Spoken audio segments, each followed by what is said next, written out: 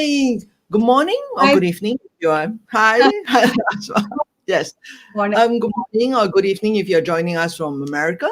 Today I'm with Asma Shaikh for the next episode of the Serene View. So for those of you who are joining us for the first time, the Serene View is my weekly video podcast on all things concerning about conscious business. And just for this quarter, I feel that the most important thing now is workplace health, especially for the people.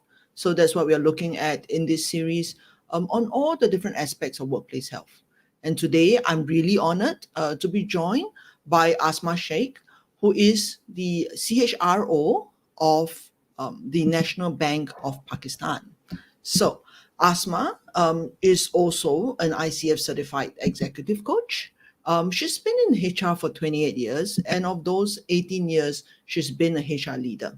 So, besides the National Bank of Pakistan, she was also a founding member of the Dubai Islamic Bank, and she was head of HR at Barclays Dubai and responsible for its turnaround.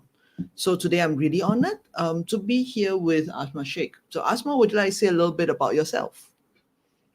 Thank you, Serene. I really am thankful to you for this opportunity. I am a thorough HR professional, been working in HR throughout my life.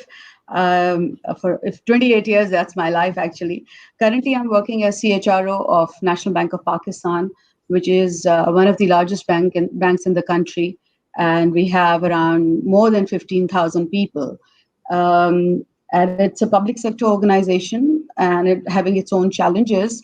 The reason I got selected and hired by board of National Bank was that my forte is transformation, organizational transformation. So we are going through major transformation, and that is through human resources. It's a huge challenge. I have an amazing team. I have a very supportive board and the president and my colleagues, and we are into this journey all in it together.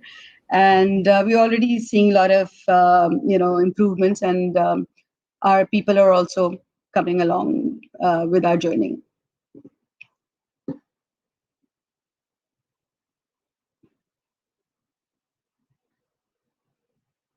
Sorry, I just realized that I had put myself on mute and therefore could not be heard. So I apologize. I apologize. There was I a was little bit of a wondering what sound. happened. Did I Yes, say wrong? there was a little bit of, I heard there was a little bit of sound in my background, so I tried to mute myself and then I couldn't put myself on mute. So I apologize. Okay, Well, no problem. thank you so much for joining me. And today, actually, what I really wanted to share with our audience is a little bit about the workplace health at your place. Because I think for a lot of people, they feel that working in an organization, statistically, we know that it worsens your mental health.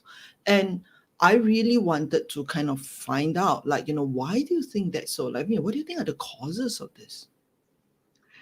The causes. Okay, so work pressure, work environment, and organization culture, as well as corporate dynamics, are changing throughout the world due to the pandemic. Many organizations have downsized, laid off people, and even shut down their businesses. And that has caused a lot of stress to people because they're worried about their jobs. They're not sure whether they're going to have the jobs or they will get the relevant career progression, which exactly they were hoping for.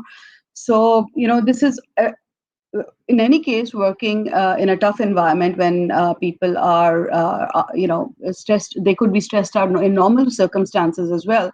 But due to the pandemic, the stress has even grown. But one thing which is very important to understand is that the one of the biggest stressors for both the organization and the people is that if we don't have the right person for the right job, so if there's this employee, if any employee is a misfit for the job, in times like this, it becomes more and more difficult to get that employee to do better, perform better, and that also impacts the overall organization setup. So what leadership needs to do is that have more and more interaction with people, communicate more with them, so that in times like this they are instead of being worried about their job and uncertainty, they focus on their job, because it's not only a stressful time for employees, it's stressful time for all the stakeholders right now. Yes, I think you're right. That is terribly stressful for all of us actually at this moment in Yeah, time. yeah. I it's not just in Pakistan, I think all over the world that is true. Yes, And it who do is. you think should be responsible? I mean, who do you think should be responsible for mental health? Is it, everybody should take care of themselves? You think HR should take care of it since you're head of HR, the organization, the immediate superior? I mean, who do you think should help? I think each stakeholder is responsible for this situation to have awareness and to take steps to ensure employees' mental health and well-being at workplace. But however, the worker is the main person who has to be responsible for his or her own health. And each one of us have responsibilities. So if you talk about the worker, they have to be they need to look after themselves in whatever way they can, live a healthy lifestyle. For organizations and HR, the onus lies in creating a progressive culture that is conducive to employees' well-being. In times like this, we need to be more vigilant, and we're all learning as it is going, because we never have come across this kind of situation ever in our career or in our lives. So we all are learning. If you ask me, there's no perfect answer for this.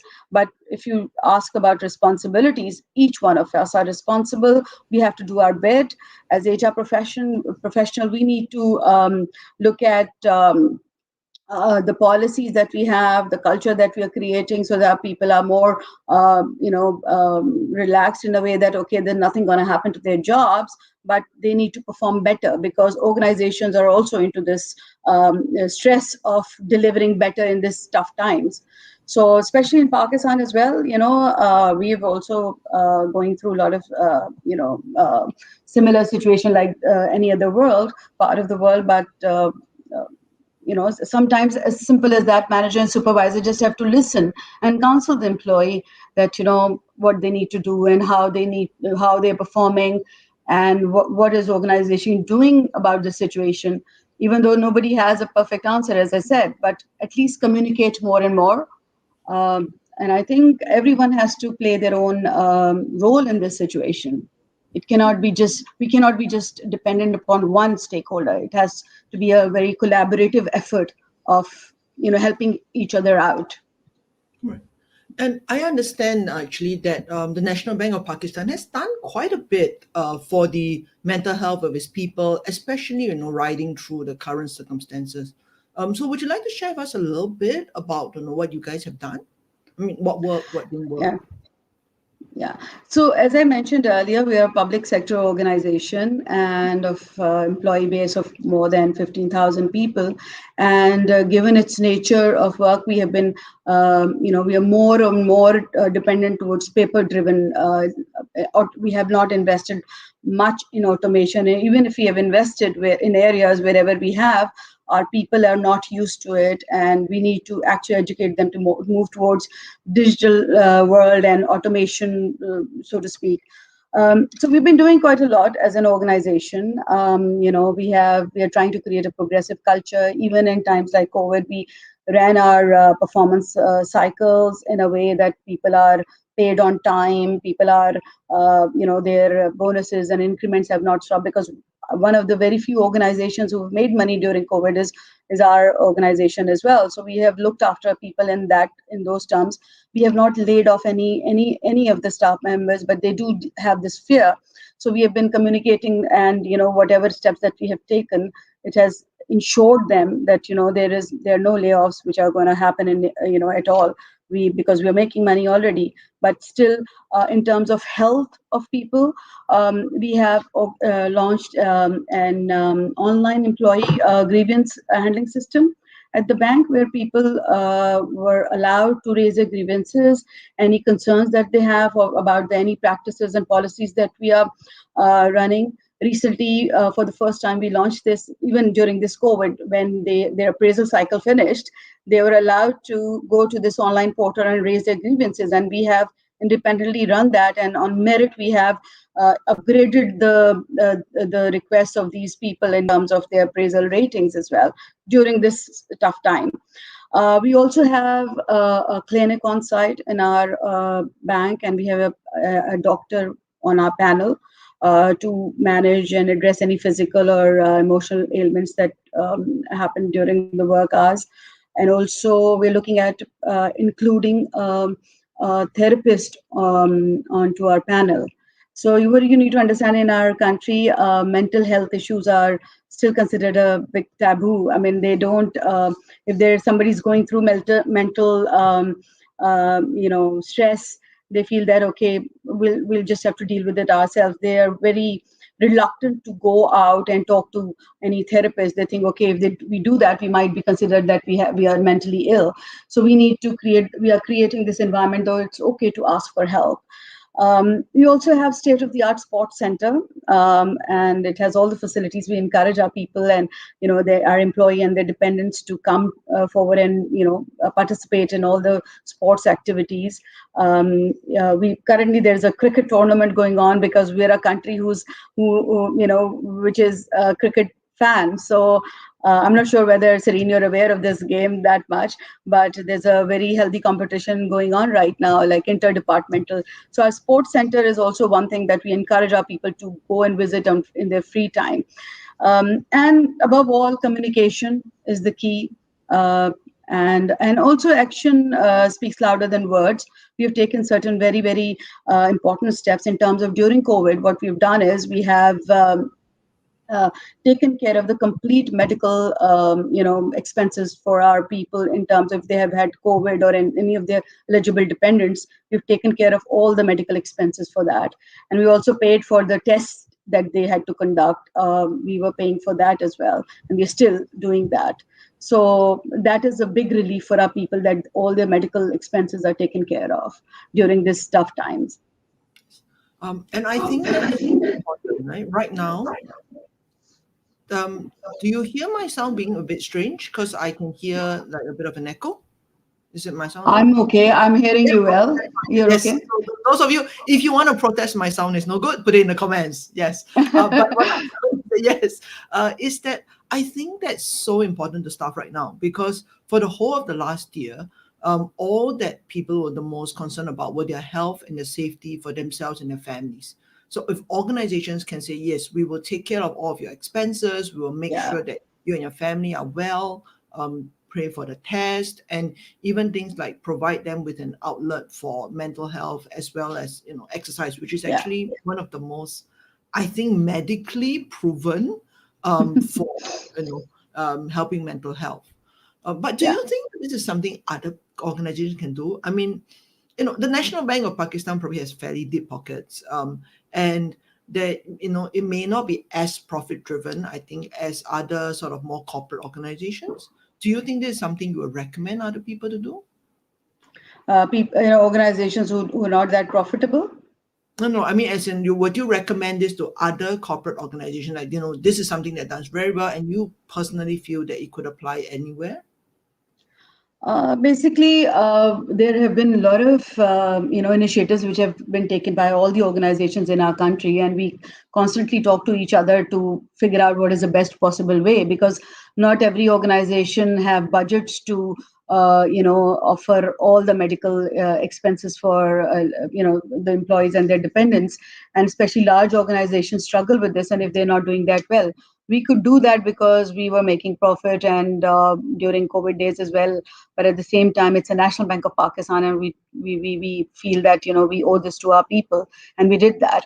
But the least what organizations can do is in times like this communicate more with their people. They can also there were a lot of offers from different consultants that they could offer online therapies. They could have offer people who can communicate with, and also like some health tips. So there was a lot of these things going on which were not costing that much, and I believe many organizations have utilized these services. And even if you can't afford that, the least that you could do is that you know communicate more with your people and tell them the situation. Be honest with them, don't hide things, so that they don't feel that the time is so uncertain. They're already so stressed out with this pandemic, and the whole world is. And on top of that, if they're worried about whether they will be having job or not, There have, as I said earlier, there have been a lot of downsizing, and they have people have been made redundant. But obviously, some organizations could not sustain this pressure. But the least that you could do with your people is offer them, some advice, some talk to them, understand, help them. Even if you have to lay them off, help them find other jobs where people are hiring. So organizations need to, like, the stakeholders which are like leading the organizations, have to come forward for their people and do whatever they can. And some there could be some very non-financial efforts that you can make, is talk to them, make them hear them out, counsel them. And I would recommend that all the HR professionals, they are counselors as well. They are experienced enough to talk to their people in times like this, because we don't know what is the right perfect way of handling the situation, but we are learning from each other. There's no shame in asking for help if you don't know what to do. I think that's something that we need to spread out more and more, that ask for help. Right. That's what I say. There's no Yeah. shame in that. Yes, I think I agree with you. I mean, I agree with the communication part because I feel that a lot of the times, I mean, not usually we need communication, but right now we need that safety, right? The psychological safety to say that, hey, I know what is happening, and I know Yeah. if we are safe or there's going to be something wrong, there's going to be downsizing up down the road. So that need to really communicate and to communicate truly and for HR Yeah. themselves to ask for help because I believe a lot of HR was very swamped. I'm at least in our region, going to home to start work was HR's problem. Yeah. Coming from home Yeah. back to work is HR's Yeah. problem. Exactly. No, no, So there seriously. was a lot. Everything Yes. in any case, our profession gets the brunt of it in every situation, that, whatever happens, you know, find us a solution, and usually we do, and sometimes we struggle as well. Let's be honest about it. We'll all learn every day. And this pandemic has taught us a lot, that, how you can be more resilient. The resilience is the key, that in these are unprecedented times. I mean, nobody knew about it. We were not prepared for it. But whoever has been successful, they've come out of it due to resilience. You just need to hold your ground and see, okay, let's just figure out what we can do, how we can help, or help each other. Why just your own organization? Yes. But is there other stuff that didn't work out so well? I mean, either for you or for these other organizations, they're like, okay, don't do this. It doesn't work. Were there stuff like that? Actually, we started for our, if I talk about our organization, we always were under the impression that, okay, we need to, we were heavily paper driven organization, and we still are in a way, because of the legacy and all the trends that we've been following. So we were, okay, that everything has to be on paper. The signatures have to be on paper. And as soon as this thing happened, we encouraged. Obviously, there was a lockdown initially, and we had to work from home. And I was really, really, that was my first year in this organization. I was so amazed to find out that in no time the whole organization was working, like, of course, the front line, the branches, they were open. We had to have 50% because of the, that was the banks could not close down, but head office and regional offices, we were all able to conduct ourselves and work and perform online suddenly, because it was hidden somewhere. And but when we were forced to work from home, it just, we had to do it. And some people say that work from home was not successful, people were not performing, but I think the most important thing for any organization is to trust their people. We need to start trusting our people, that, okay, even if they're working from home, and if we offer flexi hours, they will deliver, they will work. We have to trust them. And we did that, and the results were amazing, because nothing stopped. We were able to switch to online approvals, emails, everything in no time, and nothing stopped. That's why we were even profitable. Our frontliners, they were like risking their lives every day, coming and going. And 50% of the staff had to come to branches of the banks, because we could not close down branches. So that also, I would say, we learned from our mistakes. We did make some mistakes. There were people who were not following SOPs, we had to ensure and implement all those rules. We had to guide them more, and I just feel we could have done much better. So the learning is that just be prepared for any surprises going forward as well in this world, because this is something which we all have been, you know, um, surprised and shocked with. But I think world is coming along. We are finding our way. So work from home worked well, in my opinion. A lot of people say it didn't, but I think we need to do better. There's always room for improvement. Right. I think that is true because the sure amount of work from home, right? And I can understand probably Pakistan in terms of the internet infrastructure may not be as strong. So, if you suddenly say everybody's got to work from home, right? The sure, load on the internet. I believe last year, even here, Yeah. we had so many internet outages. So we've never had it, and suddenly the internet is like, oh, out for 2 hours. I'm like, you know, but How can that happen? Yeah, yeah, everybody was on it, right? Yeah. So, there was all of that. So I can imagine the chaos that must have gone on at that time. Yeah. yeah, yeah. No, it's And internet. We're quite good at. It's just that habit of for our for people like people, the leaders, to understand that people can work from home. You know, usually the work style is that you have to come to office 9 to 5, and then have physical meetings. But in no time, we just switched to all the online portals, and we were like having meetings like this. We were right. interviewing people. We hired about last year. We hired about 400 plus people online interviews.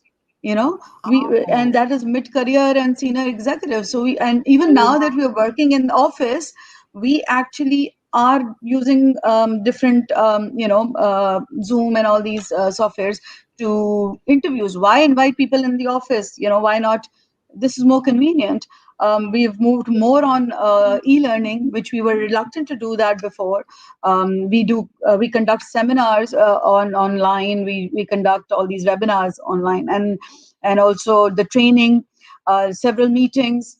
Even if you're sitting in the office, we use this tool. So we are just preparing ourselves to be more and more. We are learning to use these tools more than just physical meetings.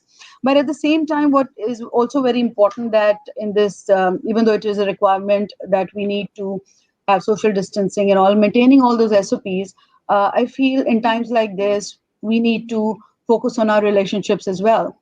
Our friends, our family interaction is very, very important. We should not just Zoom them all the time as well, or to video Right. call them all the time. Because we are social animals. We need social interaction. Yeah. So having all those SOPs, but we should not limit our interaction with human beings. But That really helps. But are there stuff that you feel individual leaders can do to help out their people, especially in terms of this social aspect? Because that's one of the things that I think has gone out in terms of the online. Before that, there's always like going to be, let's go for lunch together, meeting at the water cooler. And now it's Yeah. just Zoom, right? Just, Yeah, yeah, it is. It is. I think leadership should. I think they need to be more vigilant nowadays. They need to see, even though it's Zoom or whatever, and if you're not even interacting in, we're not having personal interaction. It's what is more important is they need to still be close to their team, and they should know and observe for signs of some disturbance, and they should monitor the performance behavior of their people, in terms of like if there's a change in the behavior, if an employee has become quiet, is nervous, restless, or withdrawn and unwilling to participate in conversations, and avoiding any confrontation or discussions. And some employees might become agitated during these situations and have outbursts. So it's time that leaders need to be more vigilant and more they have to keep their eyes wide open, and they need to understand the pulse of their team, so that they could see some signs of these disturbance, so that they can actually counter or help them out. Because we need to be more understanding in times like this and recognize the efforts of people and the challenges.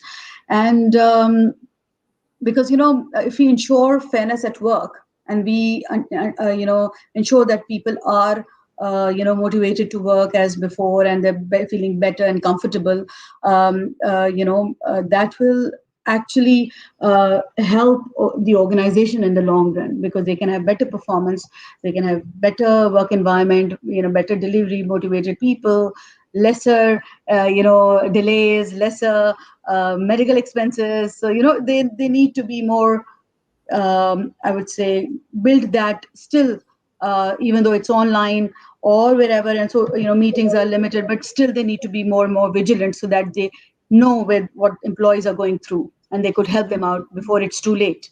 So we have a question from Dr. Sapna. I mean, I put it up on the screen as well. She says, do you think that you foresee a full-scale return to the office post-pandemic, or you think that this kind of work from home is going to be at least partially permanent? Look, honestly, no one can predict the future, but the way the trends are going, it's this pandemic is not going away that soon. Okay, so but in any case, whether it just goes permanently, or we don't, hopefully don't have to see, go through this again, or it just diminishes, we don't know. But what we've learned through this is that work from home is possible. So organizations need to invest. We keep on hearing about this buzzword, the digital banking, digital world, and all of that. So we need to see what we can make out of it. Digital world is there. It's not, we don't have to embrace it. It's already there. So what we can do better from that is that we invest in technology in areas, in our organization's area, where we can allow certain systems to be accessed, so that employees can have access from their home. So we can encourage work from home. Because in one of my previous organizations, before the pandemic, like 2 3 years back, we introduced this work from home concept in Pakistan, which was very new here, uh, as for our call center and our our service centers. So as a result, a lot of students, housewives, they were able to work and earn some money in their selected time. So we invested in technology. We gave them that setup at home, so they could log in from their, at the comfort of their home. Because in our country, especially, women may not be allowed to work, go out for work in due to our cultural reasons. It's not very common in smaller cities. So, but if they are allowed to work from home, and it was very successful, that idea, because a lot of students could do some night shifts, and some women who were very educated, but after getting married, they could not go out for work and do any job. They were able to log into their systems from home. So I think this is something which organizations need to look at. Even if this pandemic goes away, hopefully, and we pray that it should, but we should capitalize on the positive that we've learned from it. So why can't that, will be lesser cost for the, it will be one time cost in investing in this kind of systems, but in the long run it will be less expenses, lesser expenses for the organization. It will be cost effective, more efficient. You can have more resources and shifts and all, but at the same time it'll be good for the population of our country, a country like ours, where there's unemployment is very, very high. So, and why not increase, give opportunities to some women and students, or people who are retired, they can earn some more money through these work from home opportunities. And even if you talk about your employees, if we provide them this opportunity to work from home, if we can, on a continuous basis, that will again save a lot of money for the organization. It will have an impact on the bottom line for sure, and also comfortable for employees. Yeah.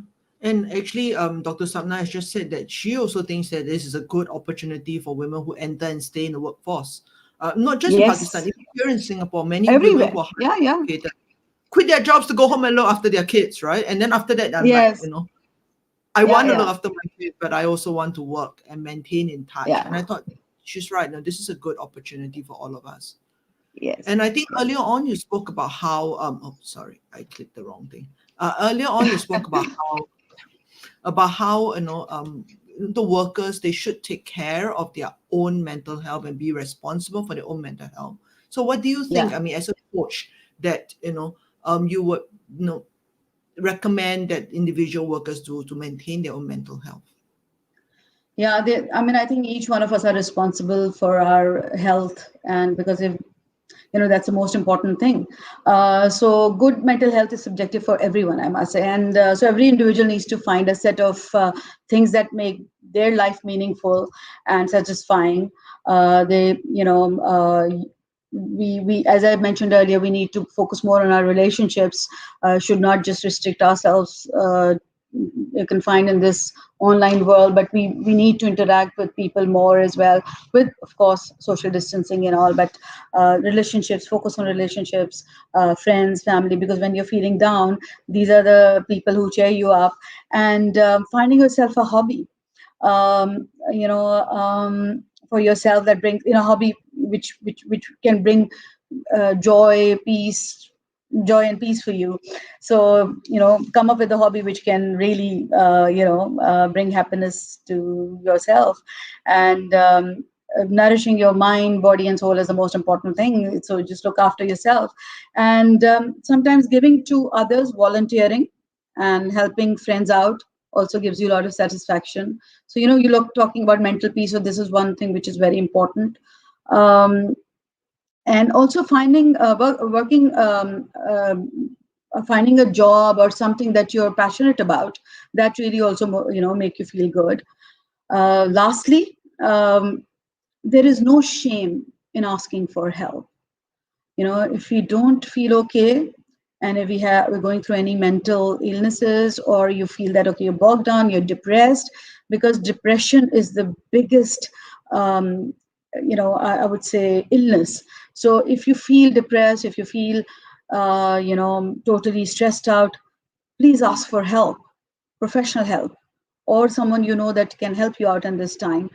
Don't be ashamed of asking for that kind of help. I think we should raise our hand that I need help, please help me out. Thank you very much. And I hope that those tips were helpful to anyone who's listening in. I totally agree with you. I think we need to ask for help. And actually, I had this discussion with a woman leader several weeks ago, and she says women don't ask for help enough. Women are so Yeah, used to solving the problem for the whole household that we don't ask for help. yeah, And whether you're a man or a woman, if you need the help, by all means, yeah, I think that's the most important. So is there any yeah. other questions from our listeners? If there is, we can take one last question. Anybody wants to add a last question? All right, if not, then is there anything you want to say in closing, Asma? I've it has been a good chat. I enjoyed talking to you, Serene, and it. I would like to end by saying that these are I feel the toughest of throughout my entire life. I haven't gone through this kind of situation, and I think most of us haven't. What has helped us out is our resilience and perseverance and complete focus. So that is the most important thing in our life. We must not move away from our focus, continue to do what we can, and help each other as much as we can, rather than just focusing on ourselves. So when you help out people, they help you out as well. Collaborating, talking to people, it always helps. When you contacted me, I just thought, yeah, I must talk to you. I might get some different perspective. So no matter how experienced you are, and you think that okay, you're a superstar or whatever, this has taught us that no, there's a lot more to learn. And let's hope that we come out of it successfully. And this should prepare us for future, and it has already. And we have become more stronger as a as an individual, as a human being, as a nation, and globally as well. People are coming out of it. So let's hope that we all are in it together. We come out of this situation successfully, and that's the way to go. Thank you very much. Thank you. Thank you for all your words of wisdom, Asma. I think it's been very enlightening talking to you and hearing what you and your organization have been doing for their people, and also your kind of vision for where Pakistan can go. And so thank you so much for today. It's been a great session. Next week, for those of you who would like to join me, I'll be interviewing Dr. Richard Clayton. Dr. Richard has been doing 3 months of dialogues with all kinds of different business leaders, all about mental health and all the different issues around mental health. So he's going to come on next week and give us his summary of what he has learned in these 3 months of dialoguing with all these different leaders. So it'll be still at this LinkedIn Live. We'll post out the post shortly. Thank you so much, Asma. Thank you for All your right. time. Thanks, You've been very Kareen. Thank listening. you. Thank you so much. Thank you. Lovely talking to you. Yes, Bye. thank you very much. Bye.